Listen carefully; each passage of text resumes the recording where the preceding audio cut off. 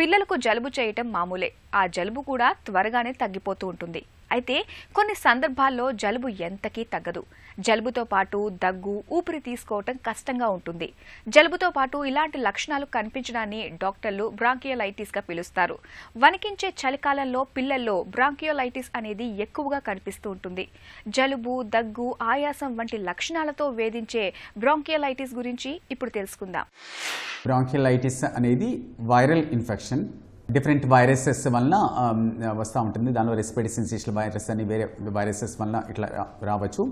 దానిలో మెయిన్గా ఏమవుతుందంటే పిల్లల్లో especially less than 6 months age గ్రూప్లో మైల్డ్గా ఫీవర్ రావటము, దగ్గు రావటము, దాంతోపాటు ఆయాసం అది స్టార్ట్ అవ్వటము, ఆయాసము, ఎగశ్వాస అది ఉండి తర్వాత పిల్లి కూతులాగా వీజింగ్ అది స్టార్ట్ అవుతుంది.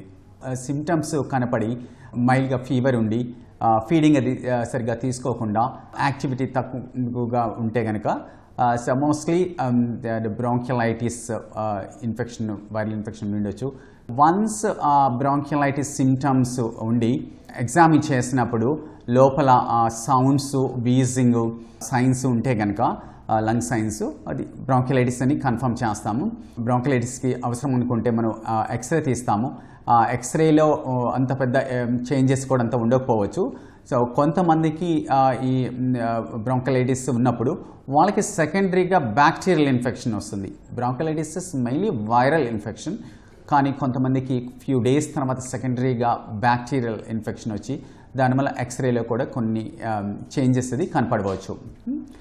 సో ఈ సిమ్టమ్స్ కనపడినప్పుడు, ఈ సిమ్టమ్స్తో హాస్పిటల్కి వచ్చినప్పుడు మనము ఎలా ట్రీట్ చేయాలి, ఎలా మేనేజ్ చేయాలి అనేది మెయిన్గా వీళ్ళల్లో చూసుకోవాల్సింది ఆయాసం అనేది మరీ ఎక్కువగా ఉండి, ఎగశ్వాస మరీ ఎక్కువగా ఉండి, బ్లడ్లో ఆక్సిజన్ పర్సంటేజ్, ఆక్సిజన్ సాచురేషన్స్ అంటారు, ఆక్సిజన్ పర్సంటేజ్ అది పడిపోతూ ఉంటే కనుక వాళ్ళని ఆక్సిజన్ మీద పెట్టి ఉంచుతాము. ఆక్సిజన్ మీద పెట్టి బ్లడ్లో ఆక్సిజన్ పర్సంటేజ్ సాచురేషన్స్ అవి మెయింటైన్ ఏదైతే చేస్తాము. మరీ ఎగశ్వాస, ఆయాసం అది ఎక్కువైపోతామంటే కనుక వాళ్ళకి దానికి సంబంధించిన బ్లడ్ గ్యాస్ టెస్ట్ అంటారు, టెస్ట్ అది చేసుకుని బ్లడ్లో oxygen percentage and carbon dioxide percentage ఎలా ఉందో చూసుకుని వాళ్ళలో కొంతమంది బేబీస్ని మాత్రమే ఇంటెన్సివ్ కేర్లో అడ్మిట్ చేసి వాళ్ళకి రెస్పిరేటరీ సపోర్ట్ ఇవ్వాల్సిన అవసరం ఉంటుంది. అంటే కొంతమందిని సిప్యాప్ అంటాము, అంటే ఆక్సిజన్ని కొంచెం అండర్ ప్రెషర్ మిషన్ ద్వారా ఒక ఎక్విప్మెంట్ ద్వారా పంపిస్తాం అనమాట. దాన్ని సిప్యాప్ అంటాము. సో దాని మీద పెట్టుకొని ఆక్సిజన్ పంపించడము.